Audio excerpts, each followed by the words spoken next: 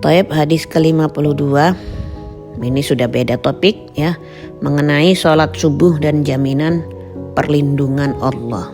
An Jundub bin Abdullah radhiyallahu anhu qala Rasulullah sallallahu alaihi wasallam, man shalla salatas subhi fahuwa fi dimmatillah fala yatlubannakumullah min dimmatihi bisyai'in fa innahu man yutlabahu min dimmatihi bisyai'in yudrikhu thumma yakubbuhu ala wajhihi fi nari jahannam, rawahu Muslim.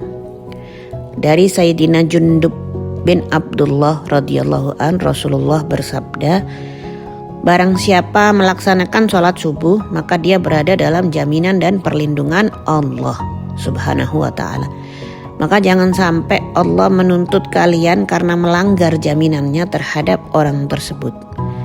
Sesungguhnya barang siapa dituntut oleh Allah karena melanggar jaminannya, maka Allah akan mendapatkannya, kemudian menjungkirkannya dengan wajahnya di neraka jahanam. Na'udzubillah min dalik. Hadis ini diriwayatkan oleh Imam Muslim. Kenalan dulu sama perawinya. Sayyidina Jundub bin Abdullah. Sayyidina Jundub bin Abdullah ini salah seorang sahabat Rasulullah. Beliau dikenal sebagai sahabat yang meriwayatkan sejumlah hadis Nabi ya, termasuk orang yang menjaga dan menyampaikan ajaran Rasulullah kepada generasi setelahnya. Beliau dikenal dengan kunyahnya Abu Abdillah, panggilannya Abu Abdillah. Nama beliau disebut sebagai Jundub bin Abdullah al-Bajali radhiyallahu anhu. Hadis yang beliau riwayatkan kali ini menunjukkan perhatian Nabi terhadap kemuliaan orang yang menjaga sholatnya, khususnya sholat subuh. Man itu barang siapa ya, sholat melaksanakan sholat, sholat as-subhi, sholat subuh, sholat fajar ya, fahuwa maka dia fi dimmatillah, dalam jaminannya Allah, dalam perlindungan Allah, dalam penjagaan Allah.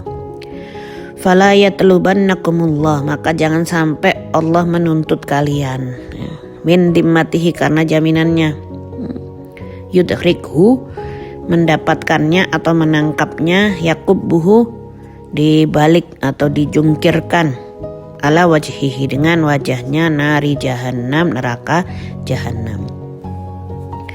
Makna hadis ya, makna kalimat fahuwa fi dimmatillah, maka berada dalam jaminan Allah, itu menunjukkan kemuliaan dan keagungan orang yang menjaga sholat subuh, apalagi kalau laki-laki sholatnya di masjid ya. Kata dimmah ini mengandung makna perlindungan, penjagaan, jaminan, keamanan dalam tanggungannya Allah. Jadi orang yang menjaga sholat subuh itu memperoleh kedudukan mulia berupa jaminannya Allah atau perlindungan Allah. Asuransi manapun di atas muka bumi ini tidak ada yang sebaik asuransinya Allah atau penjagaannya Allah subhanahu wa ta'ala. Gak perlu bayar asuransi mahal-mahal, cukup jaga sholat subuh, maka kamu berada di bawah perlindungannya Allah ya. Tapi hadis ini tidak berarti bahwa orang yang sholat subuh pasti tidak akan mengalami kesulitan. Tidak, gak sakit, gak ada musibah kehidupan dunia, tidak. Maknanya adalah bahwa ia berada dalam penjagaan dan jaminan Allah dengan cara yang Allah kehendaki ya. Perlindungan Allah itu bisa berupa dijaga dari keburukan ya, tetap sakit tapi dijaga dari keburukan, atau diberi keselamatan ya, kayaknya musibah tapi ternyata nyelamatin dia gitu, atau diberi keteguhan hati, hatinya tenang ya, atau diberikan teman-teman yang soleh solihah, macam-macam bentuk perlindungan ya, bentuk jaminannya Allah, atau dijauhkan dari dosa. Tiap kali mau melangkah ke arah maksiat kayak dicegah gitu sama Allah. Nah, hada fi dimmatillah, dalam perlindungannya Allah, atau memperoleh pahala dan rahmatnya Allah, bisa juga begitu ya. Keterangan singkat yang jelas hadis ini memberikan peringatan ya, Jangan menyakiti, menzalimi atau mengganggu orang yang berada di dalam jaminannya Allah. Mengapa? Karena orang yang menjaga sholat subuh itu memiliki kehormatan di sisi Allah, ada kedudukan. Apabila seorang mengganggu atau menzaliminya, maka dia berhadapan langsung dengan Allah, ya. Berhadapan dengan tuntutannya Allah. Fala yatlubannakum, ya. Hati-hati kamu sama yang orang jaga sholat subuh gitu ya. Tapi perlu dipahami juga bahwa larangan berbuat dolim berlaku kepada semua manusia. Nggak boleh berbuat dolim sama yang sholat subuh juga, tidak gitu ya. Ya bukan hanya kepada orang yang sholat subuh. Ya. Hadis ini secara khusus menunjukkan kemuliaan orang yang menjaga sholat subuh, ya, atau beratnya, ya, akibat bagi orang-orang yang melanggar hak atau kehormatannya. Hak kehormatan siapa? Yang jaga sholat subuh tadi, gitu. Sebab wurudnya hadis, ya, sebab hadis ini ada, tidak terdapat keterangan khusus yang masyhur, ya, peristiwa tertentu. Tapi yang jelas ini nasihat dari Nabi Muhammad SAW. Ya. Hadis ini disampaikan sebagai motivasi, ya. Hadis ini disampaikan sebagai motivasi agar kaum muslimin menjaga sholat subuh, ya, dan juga peringatan agar tidak mengganggu atau menzalimi orang yang berada dalam perlindungan Allah. Oleh karena itu ya, orang Yahudi kalau ditanya yang paling ditakuti dari umat Nabi, ya, mereka bilang saat ini saya masih bisa dengan leluasa jagain mereka, kecuali di satu keadaan. Kecuali di satu keadaan saya nggak bisa ganggu mereka, kata orang Yahudi. Kapan itu? Di saat softnya sholat subuh sebanyak softnya sholat Jumat. Kalau orang-orang muslim itu sholat subuh di masjid penuh kayak sholat Jumat, ya, atau mungkin kayak Masjidil Haram, di situ baru Yahudi takut, ya. Mereka berada dalam jaminannya Allah, udah nggak berani ganggu-ganggu, ya. Jangan sampai mendolimi yang sholat subuh. Tapi yang kita lihat jamaah sholat subuh cuma 10 gelintir, 5 gelintir, duhur baru agak banyak, asar agak banyak, maghrib, isya. Masih seperti ini keadaan muslim, jadi mereka leluasa terus mengganggu kita, ya. Artinya masih lemah, ya, nilai kekuatan mereka kalau mereka bisa sholat subuhnya seramai itu, ya. Udah kayak jamaah sholat Jumat yang seminggu sekali jadi yang tiap hari subuh lagi, gitu. Nah yang begitu tuh bikin mereka takut, gak berani ganggu kita, ya. Jadi perlu dipahami ya konteks hadis ini bahwa ada dua hal: pentingnya menjaga sholat subuh dan besarnya kehormatan seorang mukmin yang berada dalam jaminannya Allah Subhanahu wa Ta'ala. Hikmah dan pelajaran yang bisa kita ambil, ya Allah. Yang pertama, sholat subuh itu memiliki kedudukan yang sangat agung. Yang kedua, orang yang menjaga sholat subuh mendapatkan jaminan dan perlindungan Allah Subhanahu wa Ta'ala. Yang ketiga, seorang muslim harus menjaga kehormatan dan hak saudaranya. Yang keempat, jangan meremehkan perbuatan zalim karena Allah membela orang yang dizalimi. Yang kelima, sholat itu bukan hanya kewajiban, tapi juga jalan untuk memperoleh penjagaan Allah Subhanahu wa Ta'ala. Yang keenam, memulai hari dengan sholat subuh berarti memulai hari dengan ketaatan kepada Allah Subhanahu wa Ta'ala. Ada seorang pemuda yang kerjanya pagi, ya, kerjanya sejak pagi. Dia harus berangkat sebelum matahari terbit, ya. Badri gitu. Walaupun lelah, sering tidur larut malam, dia berusaha memasang beberapa alarm agar tidak tertinggal sholat subuh. Ini juga satu tips ya buat kita. Kalau alarm yang satu gak bisa bangunin 5 menit, alarm yang satunya. Dan jam beker itu atau HP-nya letakkan jauh.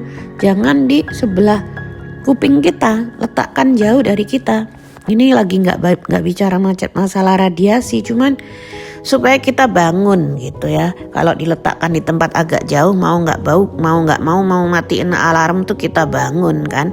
Kita bangun, kita matiin gitu. Kalau cuman di sebelah, dimatiin tidur lagi gitu. Nggak ada actionnya, nggak ada bangunnya di situ, nggak ada berdirinya.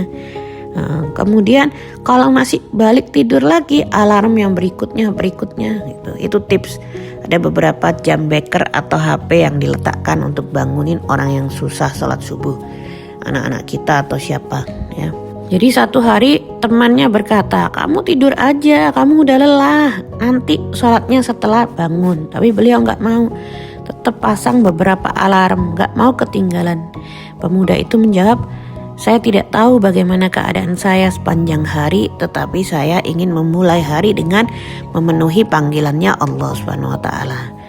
Ya, walaupun dia pulang larut malam, ya, walaupun nggak mau bangun telat. Kemudian dia bangun, wudhu, sholat subuh. Setelah sholat, dia berdoa, ya Allah, aku telah memenuhi panggilanmu, jagalah aku dalam perjalanan dan pekerjaanku. Itu bakal lebih tenang dan jauh lebih berkah. Aku juga sering jelasin di dalam daurah adab sulukil murid, ada masalah ini juga gitu. Seseorang yang nunggu sampai isyraq kemudian dia keluar bekerja, rezekinya justru lebih banyak daripada yang keluar pagi-pagi mencari rezeki. Yang duduk malah lebih banyak. Jadi hari itu ketika dia menghadapi beberapa kesulitan, dia merasa lebih tenang dan mampu menjaga diri dari perbuatan yang gak baik. Terjaga ya, karena jagain sholat subuhnya. Ketika ditanya mengapa dia begitu menjaga subuh, beliaunya menjawab, bukan karena saya merasa sudah menjadi orang soleh. Saya menjaga subuh karena saya membutuhkan perlindungan Allah Subhanahu wa ta'ala. Hikmahnya, orang yang menjaga subuh bukan berarti tidak akan menghadapi masalah, tapi ia memulai harinya dengan menyerahkan diri kepada Allah, tawakal ya. Dia sadar bahwa keselamatan bukan hanya karena kekuatan dan kemampuan manusia ya. Jadi teman-teman, sholat subuh itu bukan hanya membangunkan tubuh dari tidur, tapi membangunkan hati untuk kembali mengingat Allah. Udah semalaman kan gak ingat sama Allah, kecuali yang emang rajin bangun malam ya. Orang yang memulai harinya dengan memenuhi panggilan Allah sedang meletakkan harinya dalam penjagaannya Allah Subhanahu wa taala.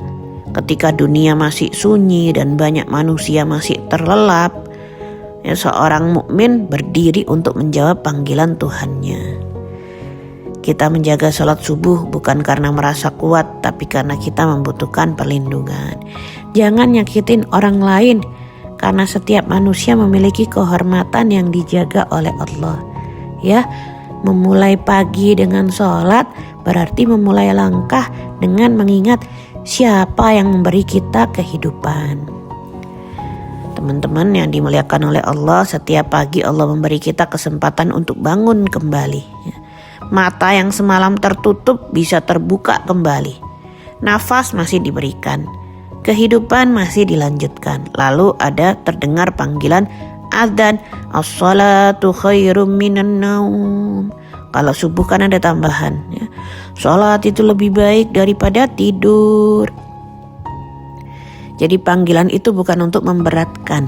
Panggilan itu adalah ajakan agar kita memulai hari bersama Allah. Mungkin kita tidak mengetahui apa yang akan terjadi hari ini. Kita nggak tahu apa yang akan datang. Kita nggak tahu jalan mana yang akan kita lalui. Ya bisa aja sesuatu terjadi di hari itu. Tapi kita mengetahui kepada siapa kita memohon perlindungan. Kita sudah ada jaminan dari Allah yang suka jaga sholat subuh ya.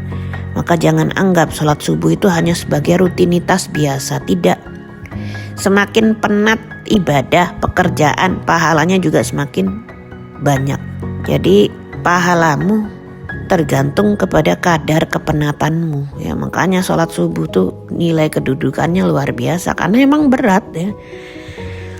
Jadikan sholat subuh sebagai pertemuan pertama kita dengan Allah. Jadi cara mikirnya tuh begitu ya, biar mudah. Oh, ini janji temuku sama Allah nih subuh-subuh gitu ya. Pertemuan pertama memulai hari dengan Allah. Ketika kita bangun untuk memenuhi panggilan Allah, semoga Allah menjaga langkah kita sampai kita kembali beristirahat ya. Semoga Allah memberikan kepada kita kekuatan, semangat untuk menjaga sholat subuh, menjadikan kita hamba yang berada dalam perlindungannya, serta menjaga kita dari perbuatan zalim untuk menyakiti orang lain. Amin amin ya rabbal alamin. Ini saja mungkin bisa saya sampaikan. Insya Allah kembali di hadis-hadis berikutnya di kesempatan yang lain. Wal afu minnakum. Assalamualaikum warahmatullahi wabarakatuh.